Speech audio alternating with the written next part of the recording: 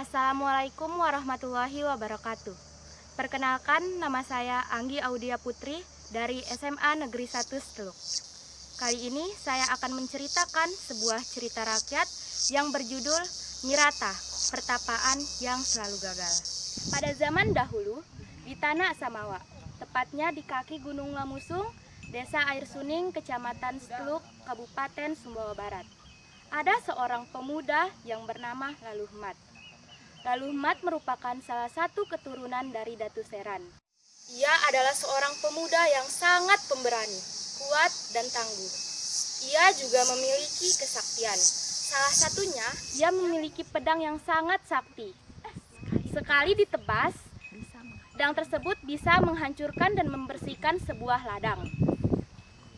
Pada suatu hari, Laluhmat pergi bertapa ke sebuah gua yang ada di Gunung Lamusung. Gua tersebut jauh dari pedesaan. Pertapaannya ini bertujuan untuk mengambil alih dan meneruskan kekuasaan ayahnya di Kerajaan Seran.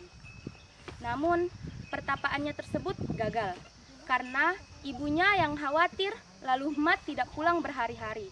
Lantas, ibunya mencari Laluhmat ke Gunung Lamusung dan menemukan Laluhmat di sebuah gua. Kemudian, ibunya membawa Laluhmat kembali ke desa.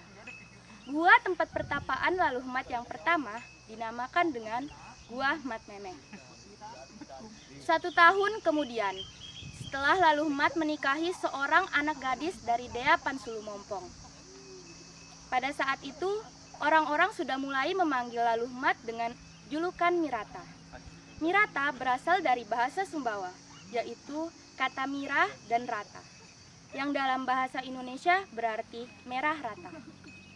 Orang-orang memanggil Laluhmat dengan sebutan Mirata karena pada saat itu Laluhmat selalu menggunakan pakaian yang serba merah.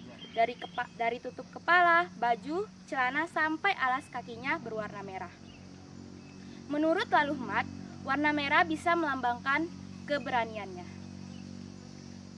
Suatu hari, Mirata pergi bertapa lagi ke Gunung Lamusung, namun ke gua yang berbeda. Pada saat itu, Mirata sudah izin kepada ibunya untuk pergi bertapa selama 3 bulan. 3 bulan berlalu, Mirata pun tak kunjung pulang. Akhirnya, ibunya pergi menyusulnya lagi ke Gunung Lamusung dan menemukan anaknya yang sudah dikerubungi oleh banyak lalat.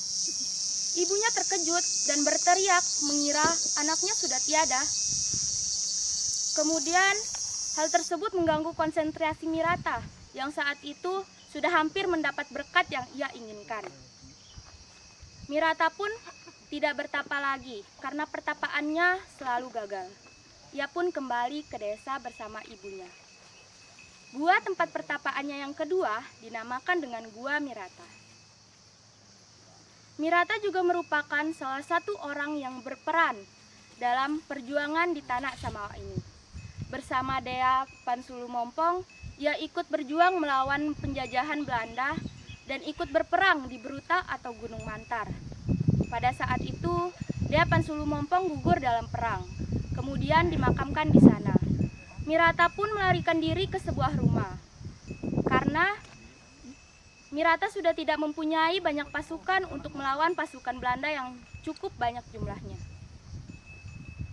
Saat Mirata sedang menyusun strategi di sebuah rumah, tiba-tiba Belanda datang mengepung rumah tersebut.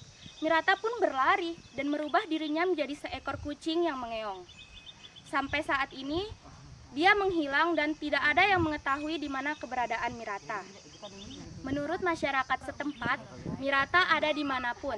Namun, Mirata hanya bisa dilihat oleh orang-orang tertentu. Sama seperti kedua gua tempat pertapaannya di Gunung Lamusung. Hanya bisa dimasuki dan dilihat oleh orang-orang tertentu saja.